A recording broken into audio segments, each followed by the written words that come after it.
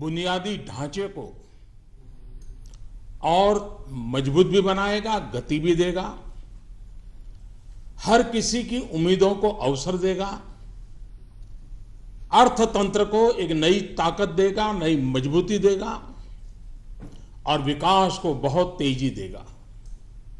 इस बजट में हाईवे भी बने, हाईवे भी बढ़े, दाल के दाम से लेकर डेटा की स्पीड तक, रेलवे के मॉडर्नाइजेशन से लेकर के सरल इकोनॉमिक निर्माण करने की दिशा में, शिक्षा से लेकर के स्वास्थ्य तक, उद्यमी से लेकर के उद्योग तक, टेक्सटाइल मैन्युफैक्चरिंग से लेकर के टैक्स रिडक्शन तक, हर किसी के सपने को साकार करने का ठोस कदम इस बजट में साफ साफ नजर आता है।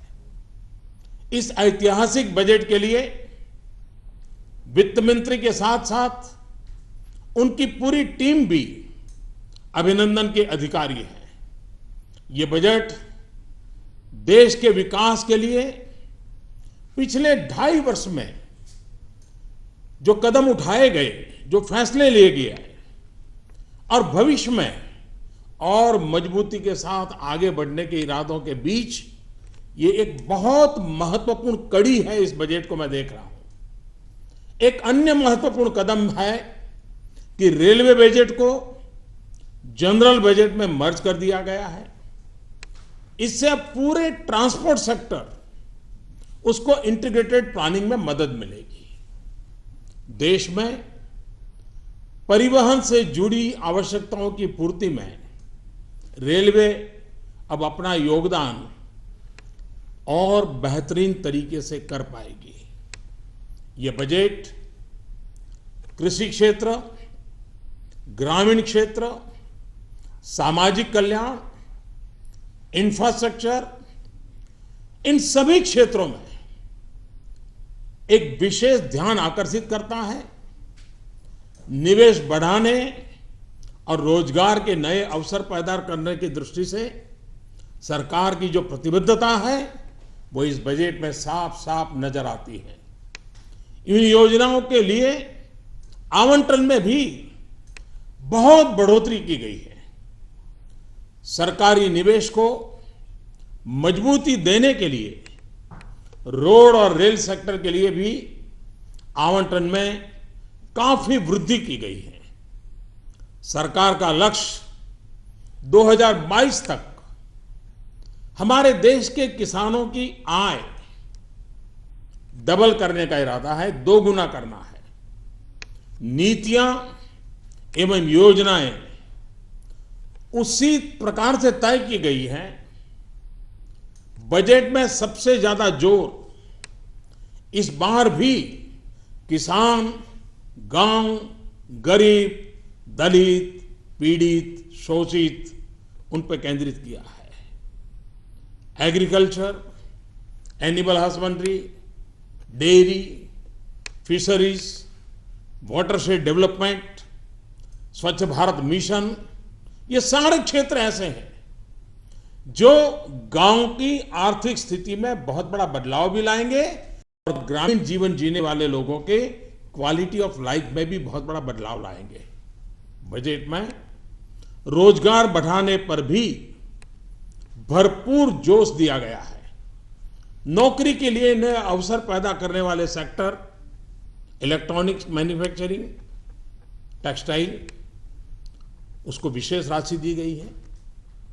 असंगठित क्षेत्र में काम करने वाले लोगों को संगठित क्षेत्र में लाने के लिए भी व्यापक प्रावधान किए गए हैं। स्किल डेवलपमेंट बजट में काफी बढ़ोतरी की गई है। ये हमारे देश के युवाओं को ध्यान में रख करके और जो डेमोग्राफिक डिविडेंड है इसका भरपूर फायदा भारत को मिले, उस पर ध्यान केंद्रित किया है। Mahatma Gandhi National Rural Employment Guarantee Scheme, उसके लिए भी अब तक जितना हुआ है किसी भी वर्ष में न हुआ हो, इतना रिकॉर्ड आवंटन किया गया है। बजट में महिला कल्याण पर भी विशेष ध्यान दिया गया है। महिलाओं और बच्चों से जुड़ी योजनाओं के लिए बजट में वृद्धि की गई है। स्वास्थ्य और उच्च शिक्षा के लिए भी बजट में काफी बढ़ोतरी की गई है। आर्थिक विकास में तेजी लाने और रोजगार के नए अवसर बनाने में हाउसिंग और कंस्ट्रक्शन सेक्टर, इसकी बहुत बड़ी भूमिका है। ये बजट ग्रामीण के साथ साथ शहरी इलाकों में भी हाउसिंग सेक्टर को मजबूती प्रदान करने वाला है। रेलवे के बजट में एक बात पर विशेष बल दिया है और वो है रेलवे सेफ्टी फंड। इस फंड की मदद से रेलवे सुरक्षा पर पर्याप्त धनराशि खर्च करने में मदद मिलेगी। बजट में रेलवे और रोड इंफ्रास्ट्रक्चर के कैपिटल एक्सपेंडिचर में काफी बढ़ोतरी कर दी गई है।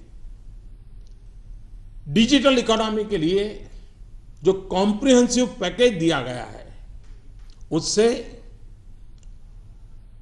टैक्स चोरी की संभावनाएं कम होगी और अर्थव्यवस्था में काले धन के प्रवाह पर नियंत्रण संभव होगा। डिजिटल इकोनॉमी को एक मिशन के तौर पर शुरू किए जाने से आने वाले वर्ष में 2017-18 में 2500 करोड़ डिजिटल ट्रांजैक्शन के बड़े लक्ष्य को प्राप्त करने में बहुत बड़ी मदद मिलेगी। हमारे वित्त मंत्री जी ने कर प्रणाली में जो सुधार और संशोधन किए हैं, उससे मध्यम वर्ग को राहत मिलेगी, उद्योगों की स्थापना होगी, रोजगार के अवसर मिलेंगे,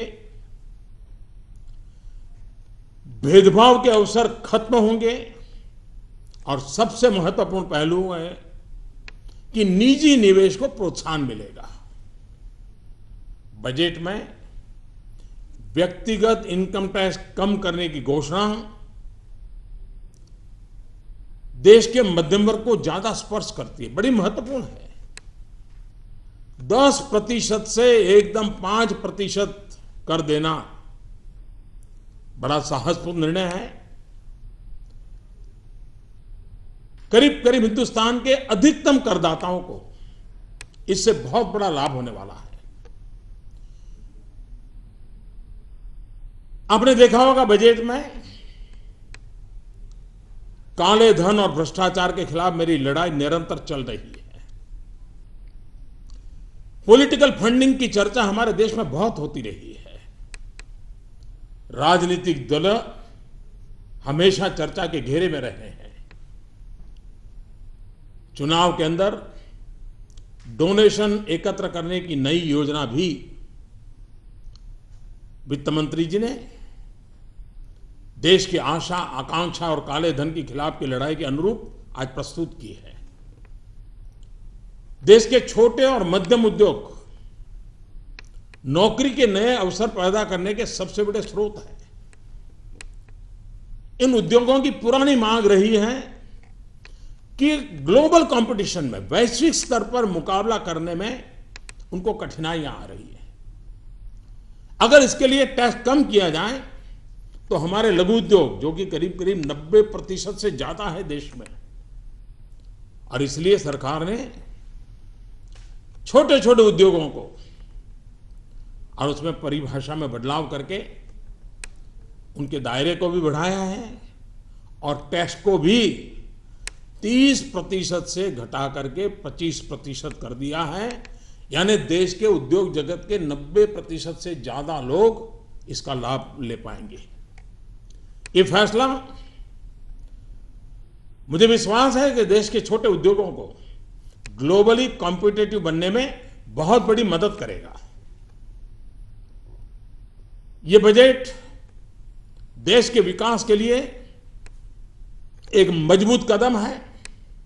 इस बजट से रोजगार के नए अवसर पैदा होंगे, संपूर्ण आर्थिक विकास में मदद मिलेगी, किसानों की आमदनी बढ़ाने में ये पूरक होगा, नागरिकों को उनकी क्वालिटी ऑफ लाइफ को ध्यान में रखते हुए शिक्षा, स्वास्थ्य, आवास, ये सारी चीजों में अधिक अच्छी सुविधाएं की संभावना बढ़ेगी और बिना वित्तीय घाटा बढ़ाए देश के मध्यम वर्ग के पास उसकी खरीद शक्ति बढ़े, उसके जेब में ज्यादा पैसे आए, उस दिशा में प्रयास है। एक प्रकार से ये बजट हमारा देश जो बदल रहा है उसको और अधिक तेजी से बदलने का प्रयास, एक प्रकार से हमारे सपनों से जुड़ा हुआ, हमारे संकल्पों से जुड़ा हुआ ये बजट एक प्रकार से हमारा फ्यूचर है, हमारी नई पीढ़ी का फ्यूचर है, हमारे किसान का फ्यूचर है। और जब मैं फ्यूचर कहता हूं तब उसका मेरा मन में एक मीनिंग है।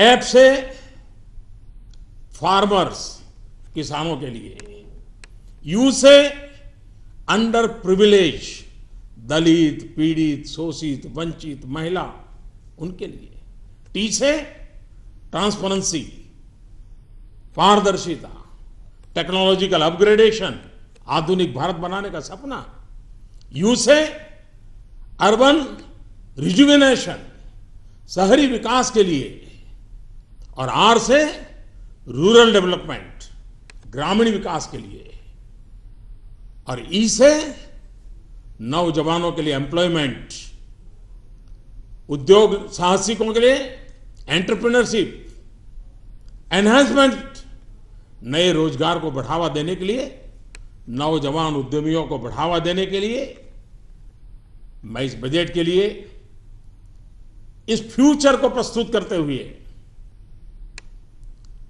वित्त मंत्री जी को फिर से एक बार बधाई देता हूं और देशवासियों को उनके सपने साकार करने की दिशा में ये बजट एक बहुत बड़ी सहाय व्यवस्था है जो देश को आगे भी बढ़ाएगा, विकास की नई ऊंचाइयों को पार करेगा और देश में एक नया विश्वास का माहौल बनाने में ये बजट बहुत ही उपकारक होगा, ऐसा मेरा पूरा विश्वास है। फिर एक बार वित्त मंत्री को, वित्त मंत्रालय को, उनकी पूरी टीम को हृदय से बहुत बहुत बधाई।